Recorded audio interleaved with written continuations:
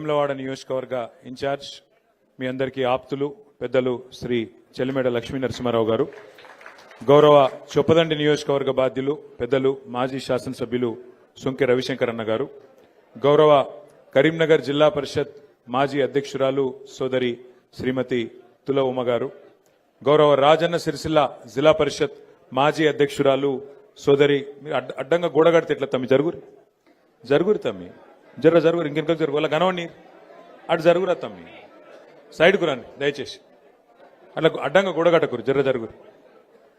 రాజన్న సిరిసిల్ల జిల్లా పరిషత్ తొలి అధ్యక్షురాలు మా సోదరి శ్రీమతి న్యాలకొండ అరుణా రాఘవరెడ్డి గారు, గౌరవనీయులు సెస్ చైర్మన్ గారు సోదరులు చిక్కాల రామారావు గారు, మార్క్ఫెడ్ మాజీ అధ్యక్షులు సోదరులు శ్రీ లోక బాపిరెడ్డి గారు, కరీంనగర్ జిల్లా పరిషత్ మాజీ ఉపాధ్యక్షుడు తమ్ముడు సిద్ధం వేణు గారు, గౌరవనీయులు మన సీనియర్ నాయకులు ఏనుగు మనోహర్ రెడ్డి గారు, సిరిసిల్ల పట్టణ పార్టీ అధ్యక్షులు జిందం చక్రపాణి గారు, గౌరవనీయులు తంగలపల్లి మండల అధ్యక్షులు శ్రీ గజబింకర్ రాజన్న గారు, వేదికపై ఆసీనులైన సెస్ ఉపాధ్యక్షులు సోదరుడు తిరుపతి గారు, సెస్ డైరెక్టర్లు, వివిధ మండలాల పార్టీ అధ్యక్షులు, అట్లాగే మాజీ జెడ్పీటీసీలు, మాజీ ఎంపీపీలు, గౌరవ రాష్ట్ర మరియు జిల్లా స్థాయి సీనియర్ నాయకులు, వేదిక ముందున్న మరి ఈరోజు ముఖ్యంగా పెళ్లి కొడుకులు పెళ్లి కూతుర్లు ఎవరైతే కొత్తగా సర్పంచులుగా గెలిచిన మా ఆడబిడ్డలకు అన్నదమ్ములకు పేరు పేరున ఉప సర్పంచులకు వార్డు సభ్యులకు పేరు పేరున అందరికీ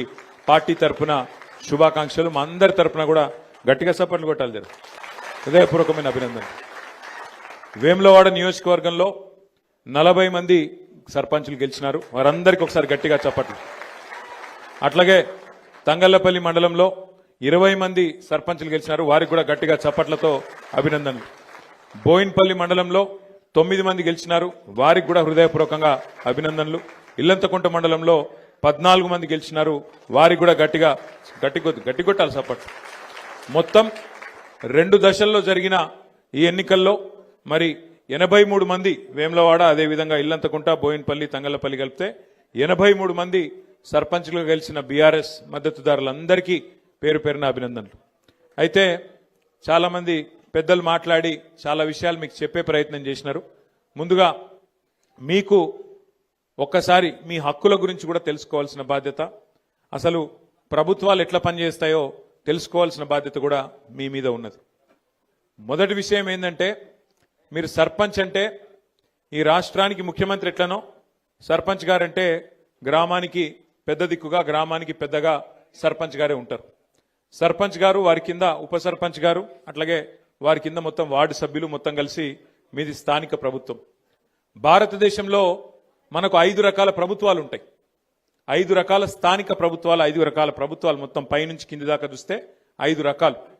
మొదటిది దేశం చూస్తే మరి కేంద్ర ప్రభుత్వం, భారతదేశాన్ని మొత్తానికి ఒక ప్రధానమంత్రి, మంత్రిమండలి, పార్లమెంట్ సభ్యులు, పైన ఢిల్లీలో వాళ్ళు ఉంటారు.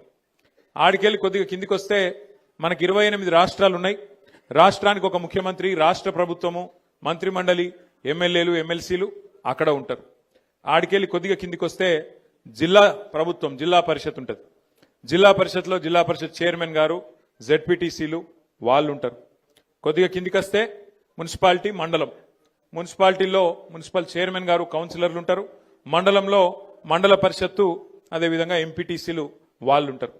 మరి కిందికి మొత్తంగా చూసినట్టయితే 5 అంచెల్లో కింద ఉండేది ప్రజలకు అత్యంత సన్నిహితంగా ఉండేది ఏంటిది అంటే గ్రామ పంచాయతీ. మరి ఆ గ్రామ పంచాయతీలో సర్పంచ్ గారు, ఉప సర్పంచ్ గారు, వార్డు సభ్యులు, అంటే ఈ రకంగా 5 ప్రభుత్వాలు దానికే పనిచేస్తూ ఉంటాయి.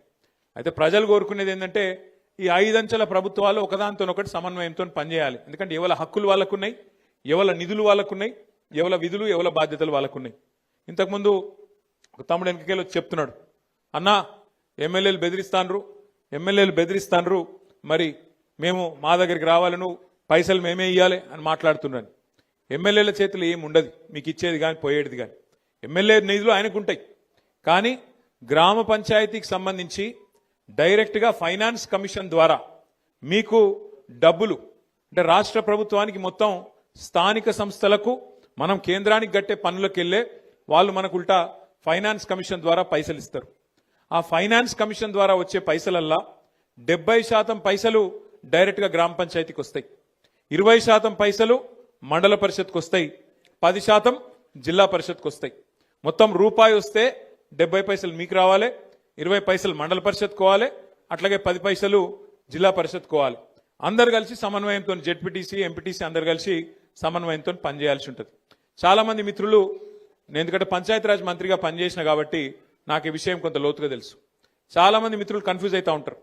ముఖ్యంగా ఎంపీటీసీలు జెడ్పీటీసీలు ఏమంటారంటే, అరే నేను సర్పంచ్ ఏమో ఒక ఊళ్ళో గెలిచిండు, ఎంపీటీసీ నేను 4 ఊళ్ళ పొత్తులో గెలిచిన, మరి నేను పెద్దోని కదా, నాకు పెద్దపీట వేయాలి కదా అంటారు. తప్పేం లేదు, వాళ్ళు అడిగిన దానిలో తప్పేం లేదు. కానీ వాస్తవం ఏంది అంటే, మీ అందరికి అది మీ అందరు చూసే ఉంటారు ఆ టీవీ ప్రకటన, భగవంతునికి భక్తునికి అనుసంధానమైంది ఏంది, బాబా ఏంది ఏం తెలుసు, అంబికా దర్బార్ అగర్వత్. ఆయన అంబిక ఆయన సంతోషపడతారు ఎక్కడ. అసలు ఈ ఎంపీటీసీ పదవి జెడ్పీటీసీ పదవి ఏంది అంటే, ఈ 5 అంచెల ప్రభుత్వాలలో ఇప్పుడు గ్రామ పంచాయతీల సర్పంచ్ గారు ఉంటారు, వార్డు మెంబర్లు ఉంటారు, మీరు మొన్ననే గెలిచి వచ్చిండ్రు. మరి మీకు మండలం నుంచి నిధులు తీసుకురావాలి కదా. అంటే ఉదాహరణకి ఏంది, ఇప్పుడు గ్రామంలో ఏమున్నది ఏం లేదు, గ్రామంలో ఇగో ఫలానా పని ఉన్నది, ఫలానా పని చేయాలి, మరి సర్పంచ్ గారు దేనికి పైసలు పెట్టాలి. అట్లాగే మరి ఎంపీటీసీ గారు ఏం చేయాలి, ఎంపీటీసీ గారు గ్రామానికి మండలానికి మధ్యన అనుసంధానకర్త, అంబికా దర్బార్ అగర్వత్ అన్నట్టు. అర్థమైందా? అంటే గ్రామానికి మండలానికి ఇప్పుడు నేను చెప్పినట్టు 70 పైసలు గ్రామానికి వస్తాయి ఫైనాన్స్ కమిషన్ పైసలు, 20 పైసలు మండలానికి పోతాయి, 10 పైసలు జిల్లా పరిషత్కు పోతాయి.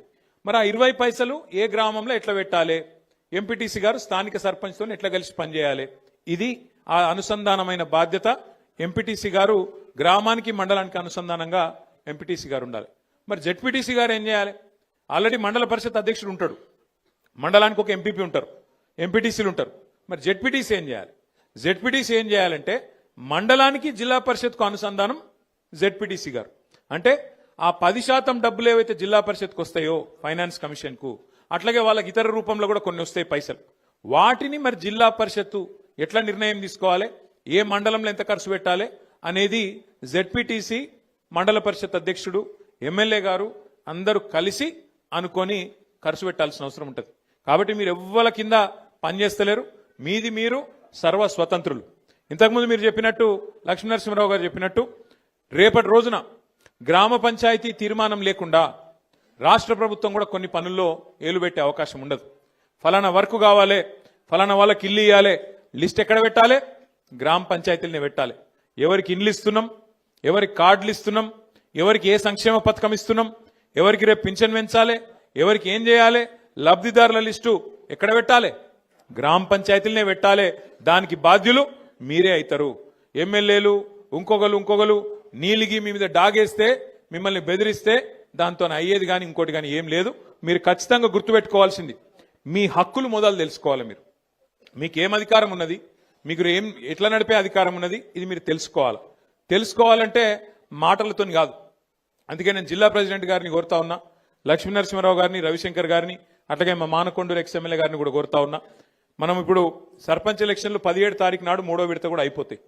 అయిపోయాక జిల్లా పరిషత్ ఎలక్షన్, మండల పరిషత్ ఎలక్షన్ కూడా ప్రభుత్వానికి పెట్టక తప్పది.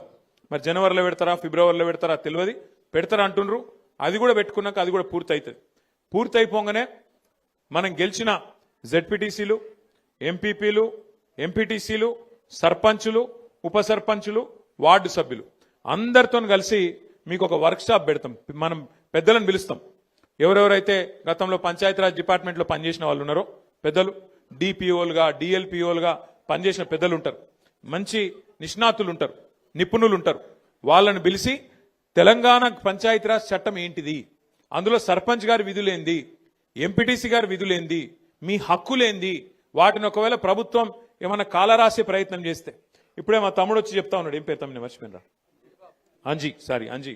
అంజీ చెప్తున్నాడు నాకు వచ్చి, అన్నా మా ఎమ్మెల్యే ఓడిపోయినాను బాగా బాధలున్నాడు, చాలా గెలుస్తా అనుకున్నాడు, ఓడిపోయిండు, బాగా బెదిరించిండు. ఒక ఎమ్మెల్యేనే కాదు తమ్మి, ముఖ్యమంత్రి ఏమో తిరుగుతాండు ఈ ప్రచారంలో, మీరు చూసిరు. నాకు తెలిసి చరిత్రలో జరగలే, పంచాయతీ ఎలక్షన్ల, సర్పంచ్ ఎలక్షన్ల ముఖ్యమంత్రి తిరగంగా నేనైతే ఎప్పుడు చూడలే. విజయోత్సవాల పేరిట ఏది 2 సంవత్సరాలు నిండాయి, మేమేదో గొప్పగా నడిపినాం అని చెప్పి విజయోత్సవాల పేరు మీద జిల్లా తిరిగి ముఖ్యమంత్రి గారు కూడా పరోక్షంగా సర్పంచ్ ఎన్నికల్లో ప్రచారం చేశారు. ఇక ఎమ్మెల్యేల బెదిరింపులకైతే ఇక అంతులేదు పొంతులేదు. గెలిపియపోతే చూస్తున్నారు మీరు, ఎమ్మెల్యేలు స్పీచ్లే ఇస్తాను ఓపెన్గా, ఇండ్లియా నా ఇంటి ముంగటికి వస్తే మెడల్ పట్టి నూకుతా అని చెప్పి వాళ్ళు మాట్లాడుతూ ఉన్నారు. అట్లా బెదిరించింది. ఇక కొన్ని దగ్గరలో అయితే ఇంకా అన్యాయం. నిన్న నేను సూర్యాపేట జిల్లాకు పోయినా, నల్గొండ జిల్లాకు పోయినా, అక్కడైతే అన్యాయం. ఒక సోదరుడు మల్లయ్య యాదవ్ గారని ఆయన మీద దాడి చేసి కిరాతకంగా హత్య చేసి చంపేసిండ్రు. ఇంకొకాడ ఒక సోదరుడు మనోడు నామినేషన్ వేస్తే ఆయన ఎత్తుకపోయి కిడ్నాప్ చేసి ఆఖరికి ఎంత ఘోరమంటిగా చెప్పరాదు, నా నోటితో నేను చెప్పలేకపోతున్నా. అంత కిరాతకం కూడా అక్కడ తిప్పర్తి మండలంలో ఒక మనోడు సోదరుడు ఆయన మీద కూడా చేసినారు. ఇంకో దగ్గరనైతే గెలిచినాక ఓట్లు వేసినాక, గెలిచినాక కాదు, ఓట్లు వేసినాక మన ఓట్లు కావాలని తీసేసి తీసుకుపోయి మోరిలో వారేసిండ్రు.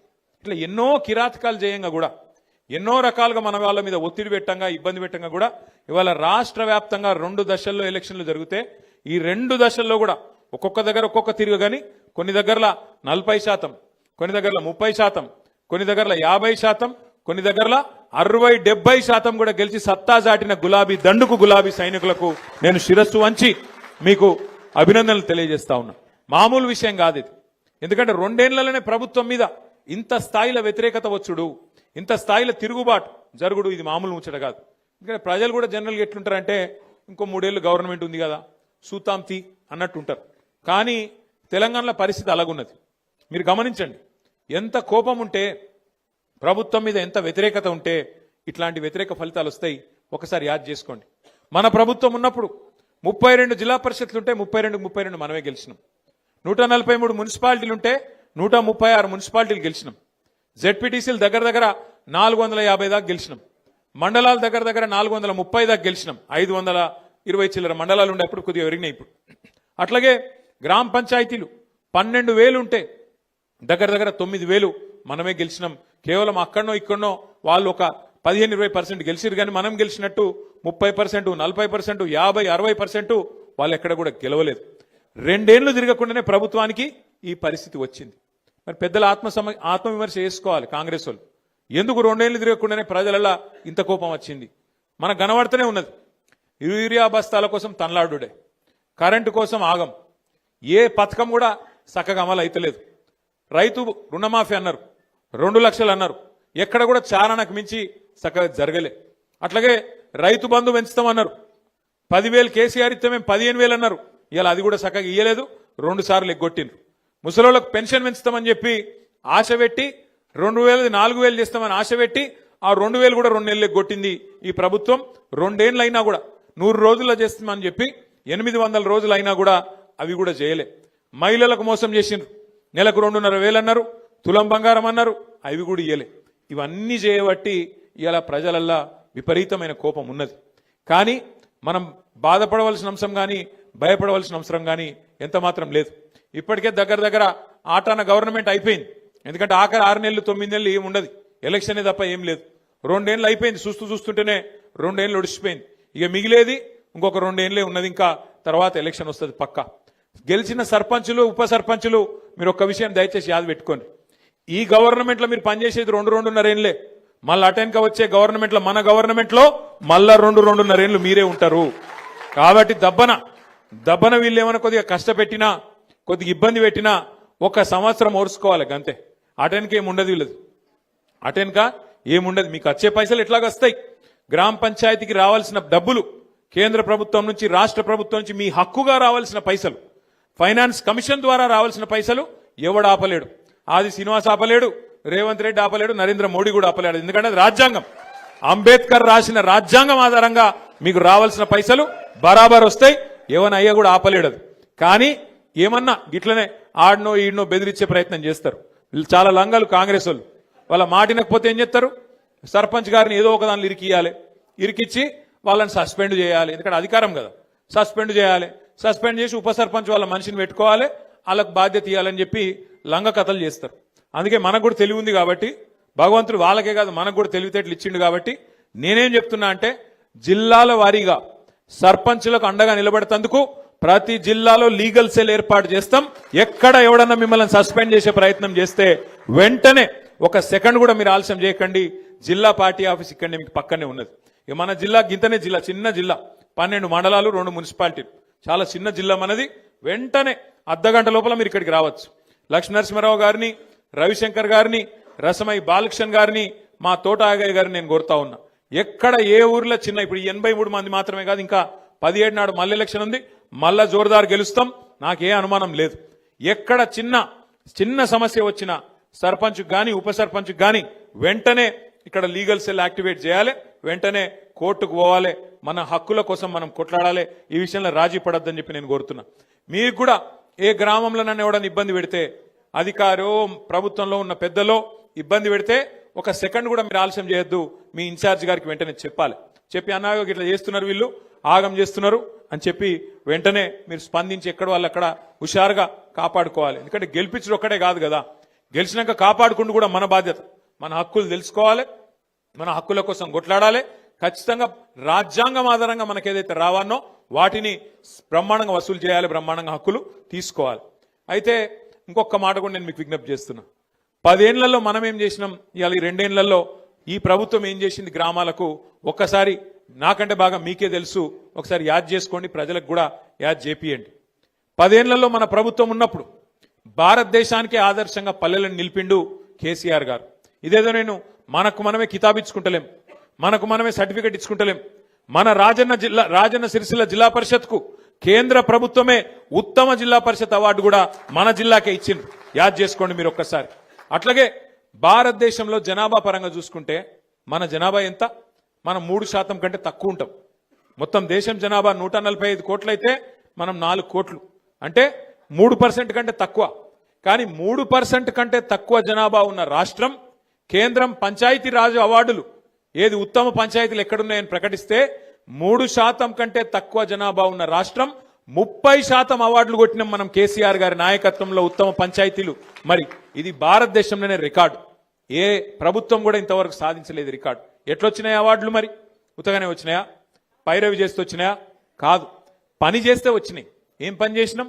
ప్రతి ఊళ్ళో ఒక నర్సరీ పెట్టినాం, ప్రతి ఊళ్ళో ఒక డంప్ యార్డ్ పెట్టినాం, ప్రతి ఊళ్ళో ఒక ట్రాక్టర్ పెట్టినాం, ప్రతి ఊళ్ళో ట్యాంకర్ పెట్టినాం, ఒక ట్రాలీ పెట్టినాం, ప్రతి ఊళ్ళో ఒక శ్మశాన వాటిక పెట్టినాం, ప్రతి ఊళ్ళే ఒక పల్లె ప్రకృతి వనం కట్టినాం. ప్రతి ఊరికి ఒక ప్రణాళిక, మన ఊరు మన ప్రణాళిక అనే ఒక ఆలోచన తీసుకొచ్చి ఎవల నిధులెన్ని ఎవల విధులేంది అని డిసైడ్ చేసి నెల నెల టంచన్గా మనకు ఫైనాన్స్ కమిషన్ నుంచి వచ్చే పైసలు బ్రహ్మాండంగా గ్రామ పంచాయతీలకు అందజేసినాం. అందజేస్తే ఏం జరిగింది? పని జరిగింది. ఒక చెట్టు పెడితే చెట్టు చచ్చిపోవద్దు అని చెప్పి హరితహారం కార్యక్రమం ప్రారంభిస్తే కేసీఆర్ గారు పంచాయతీరాజ్ చట్టంలో పెట్టిండు. ఏమని? 85% చెట్లు బతకాలే, బతికేటట్టు చూసుకునే బాధ్యత సర్పంచులు ఉప సర్పంచులు వార్డు సభ్యులు మీరే తీసుకోవాలని. ఇలా కొన్ని ఊర్లు తిరుగుతుంటే నిజంగా కడుపు నిండినంత సంతోషం అవుతుంది. ఆ పెరిగిన చెట్లు, ఏపుగా పెరిగిన చెట్లు అద్భుతంగా నీడనిస్తుంటే, మన పిల్లలకు రక్షణ ఇస్తుంటే గొప్పగా హృదయం ఆనందంతో ఉప్పొంగిపోతుంది. నిన్న నేను సూర్యాపేట జిల్లాకు పోయి ఆడికెళ్ళి మన తుంగతుర్తి పోయి తుంగతుర్తికి వెళ్ళి సూర్యాపేట పోతుంటే అక్కడ మధ్యలో ఒక ఊర్లో ఆగిన, మనోళ్ళు ఆపితే అక్కడ అప్పుడే ఎలక్షన్ అయింది, కౌంటింగ్ అవుతుంది, మనోళ్ళు ఆపినరు, ఆగిన నేను ఆగితే ఆ ఊరు పేరు ఏపూరు. ఆ ఏపూరు అనే గ్రామం నిజంగా ఎంత గొప్పగా అనిపించిందంటే నాకు, మంచిగా ఆడ చెక్ డ్యామ్ కట్టిరు.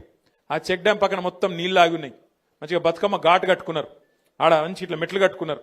పెద్ద ఊరు, దగ్గర 3000 ఓట్లు ఉంటాయి, పెద్ద ఊరు. ఆ ఊళ్ళే మొత్తం ఒక వైకుంఠ ధామం కట్టిరు, ఒక పెద్ద శివుని విగ్రహము, వైకుంఠ ధామం, మంచి కాంపౌండ్ వాళ్ళు, బ్రహ్మాండంగా ఉత్తమ గ్రామ పంచాయతీగా వాళ్లకు దేశంలోనే అవార్డు వచ్చింది. అట్లా ఆ తీరుగా పనిచేయాలి చేస్తే. ఎందుకంటే సర్పంచ్ చేయాలి, మీరు గెలిచిరు, సంతోషం, 5 ఏళ్లకు మీరే ఉంటారు, గ్రేటు. కానీ పని చేసి చూపెడితే, పని చేసి ప్రజలకు, ఎందుకంటే ప్రతి ఒక్కరు మీరు మాట ఇచ్చింటారు, ఫలానా పని ఫలానా పని ఫలానా పని నేను చేస్తా అని చెప్పింటారు. కాబట్టి మనం చేయాల్సిందల్లా ఏంటంటే పదవిలోకి వచ్చుడు ముఖ్యం కాదు, పదవిలోకి వచ్చినాక ఆ పదవికి వన్నె తెచ్చే విధంగా, ఆ పదవికి గౌరవం పెంచే విధంగా ప్రజల ముందు నడుచుకుంటేనే మనని యాది పెట్టుకుంటారు. ఇగో ఫలానా సర్పంచ్ గారు ఉన్న టైంలో ఇగో ఫలానా పని అయింది, ఇంత గొప్పగా పనిచేసి మా ఊరును బాగా చేసిండ్రు అనే విధంగా ఆలోచించడం జరుగుతుంది. ప్రజలు కూడా యాద్ చేసుకోవడం జరుగుతుంది. ఎందుకంటే పదవులు పోతాయి, ప్రాణాలు కూడా పోతాయి, కానీ మిగిలేది పేరు ఒక్కటి మాత్రమే. మిగిలేది మనిషికి జీవించినంత కాలం మంచిగా పనిచేస్తే మరణించిన తర్వాత కూడా మిగిలేది పేరు ఒక్కటే. కాబట్టి దయచేసి నేను మిమ్మల్ని కోరేది, ఏ గౌరవం అయితే ప్రజలు మీకు ఇచ్చిండ్రో, ఏ గౌరవం అయితే మన పార్టీ నాయకులు కార్యకర్తలు ఇవాళ కష్టపడి మీకు అందించినరో, మీ గెలుపును అందించినరో, మీరు ఆ గెలుపును ఆస్వాదించండి. కానీ మీకు వచ్చిన ఈ పదవిని ప్రజల కోసం, మన పనుల కోసం, గ్రామం పనుల కోసం పూర్తి స్థాయిలో వినియోగించండి. అండగా మేముంటాం. మన ఎమ్మెల్సీలు ఉన్నారు, ఎమ్మెల్యేల సంబంధించి మరి కొంతమంది ఎంపీలు ఉన్నారు, 4 రాజ్యసభ ఎంపీలు, అక్కడనో ఇక్కడనో కొంత నిధులు కూడా అందించే ప్రయత్నం తప్పకుండా చేస్తాం. భయపడవలసిన అవసరం లేదు. అట్లాగే మీకు ఫైనాన్స్ కమిషన్ ద్వారా వచ్చే డబ్బులు రొటీన్ గా రాజ్యాంగబద్ధంగా వచ్చేటి ఎట్లాగూ వస్తాయి. ఇయ్యకపోతే అసెంబ్లీలో, శాసన మండలిలో, పార్లమెంట్ లో వాళ్లను తప్పకుండా నిలదీసి ఆ డబ్బులు ఇప్పించే బాధ్యత కూడా మేము తీసుకుంటామనే మాట కూడా నేను మీకు విజ్ఞప్తి చేస్తున్నా. మీ మీద ఎవరు ఏమీ చేయలేరు. ఎవరు బెదిరించినా, ఎవరు ఎన్ని రకాల ప్రలోభాలు పెట్టినా వాటికి లొంగకుండా మీరు ఆల్రెడీ గెలిచి వచ్చినారు. చాలా చాలా సంతోషం. నేను మిమ్మల్ని కోరేది ఒకటే, అరే మన పని అయిపోయింది, మరిగా మనం పక్క కూర్చుంటామంటే నడవదు. ఇంకొక మన జిల్లాలోనే ఇంకొక 4-5 మండలాల్లో ఎలక్షన్ ఉంది. అక్కడ కూడా మీరు దిగాలి. మీ చుట్టాలో, దోస్తులో, వాళ్ళో వీళ్ళు ఉంటే మన పార్టీ నాయకులు గెలిచేటట్టు. ఎందుకంటే ఒక్కొక్కరు ఎలక్షన్లు ఎంత కష్టపడ్డారో మీకు తెలుసు, మీ ఎలక్షన్లు ఎంత తనలాడిరో మీకు తెలుసు. కాబట్టి అక్కడ మనోళ్ళు కూడా కొట్లాడుతున్నారు 17 తారీఖు రోజు. వాళ్ళు కూడా గెలిచేటట్టు మీరు కూడా మరి వేడి నీళ్ళకి సన్నీళ్ళు సాయం అన్నట్టు కొంత సాయం చేయండి. అవసరమైతే ఒక రోజు ఒక పూట అడిదికి పోయిరాన్రి. అక్కడ కూడా మీకు తెలిసిన వాళ్ళు, దోస్తులో, చుట్టాలో, క్లాస్మేట్స్ ఎవరన్నా ఉంటే ఒక అడుగు పక్కకు పోయి అక్కడ కూడా చెప్పి రావాలి, మనోళ్ళు గెలిచేటట్టు చూసుకోవాలి. ఎందుకంటే పెద్దలు ఒకటే చెప్తారు, ఎక్కడ పోగొట్టుకున్న దాన్ని మళ్ళీ అక్కడనే దేవులాడుకోవాలి. మనకు అధికారం పోయిందని బాధ లేదు, అధికారం పోయిందన్న బాధ ఏం లేదు. సరే, వేములవాడలో మీకు తెలుసు, పాపం 4 సార్లు ఓడిపోయింది ఆయన అని చెప్పి ఆయన ఏడుచుకుంటా తిరిగితే ఏదో 4 ఓట్లు వేసిరు. ఆయన ఏం పెద్ద మేయారిటీతో నేను గెలవలే. తిప్పి కొడితే ఎంత 12,000, 14,000 ఓట్ల మేయారితో గెలిచిండు. ఆయన ఏమో పెద్ద దానికేదో చాలా గొప్ప ఇది లెక్క. తెల్లారులేస్తే కేసీఆర్ గారిని తిట్టుడు, తెల్లారులేస్తే కేసీఆర్ను అట్లా ఇంత మాట అంత మాట అనుడు. గది కాదు కదా గెలిపించింది నిన్ను. శాతనైతే మాకంటే ఎక్కువ పని చేసి చూపెట్టు, శాతనైతే మాకంటే ఎక్కువ చెయ్యి. రైతు బంధు 15,000 చేస్తానో కదా చెయ్యి, 4,000 పెన్షన్ చేస్తానో కదా చెయ్యి, మహిళలకు 2,500 ఇస్తానో కదా ఈ పని చేయగలిగితే గా పని చెయ్యి. తెల్లారులేస్తే కేసీఆర్ని తిట్టాలి, తెల్లారులేస్తే బీఆర్ఎస్ వాళ్ళని తిట్టాలి. గది కాదు కదా రాజకీయం అంటే. అందుకే నేను మిమ్మల్ని కోరేది ఏంటంటే, ఇక ఎలక్షన్ల దాకానే రాజకీయం. ఎలక్షన్లు అయిపోయాక పనిలో పడాలి, పని చేయాలి. గ్రామానికి, రాష్ట్రానికి, ప్రజలకు, మనం ఎన్నుకున్న మన ప్రజలకు మనం సేవలు అందించాల్సి ఉంటుంది. ఆ దిశగా ముందుకు పోదాం. మీ అందరికి కూడా 84 మంది సర్పంచులు, అదేవిధంగా గౌరవ ఉప సర్పంచులు, వార్డు సభ్యులు ఎవరెవరైతే గెలిచి వచ్చిండ్రో, వాళ్ళని ఎవరెవరైతే గెలిపించిండ్రో వాళ్ళందరికీ శుభాకాంక్షలు తెలియజేస్తూ నేను దయచేసి మిమ్మల్ని కోరేది, ఆగమాగం చేయకూరి ముందు సర్పంచ్లకు సన్మానం చేద్దాం. ఎందుకంటే వాళ్ళందరూ కష్టపడి గెలిచి వచ్చిండ్రు. 84 మంది ఇక్కడ ఉన్నారు. మిగతా వాళ్ళు జర్ర ఓపికగా ఉండాలి. మండలాల వారీగా, గ్రామాల వారీగా మన ప్రెసిడెంట్ గారు పిలుస్తారు. వాళ్ళు పిలిచిన వాళ్ళే రావాలి. డిసిప్లిన్ గా దయచేసి సహకరించాలని కోరుతూ మళ్ళొక్కసారి మీ అందరికీ గట్టిగా చప్పట్లతో అభినందనలు చెప్పాలని చెప్పి కోరుతూ, జై తెలంగాణ. వేదిక మీద కూర్చున్న వాళ్ళు చప్పట్లు కొడతలేరు, గట్టి కొట్టాలి. జై తెలంగాణ. కేసీఆర్ గారి నాయకత్వం, కేసీఆర్ గారి నాయకత్వం. Thank you. జై తెలంగాణ.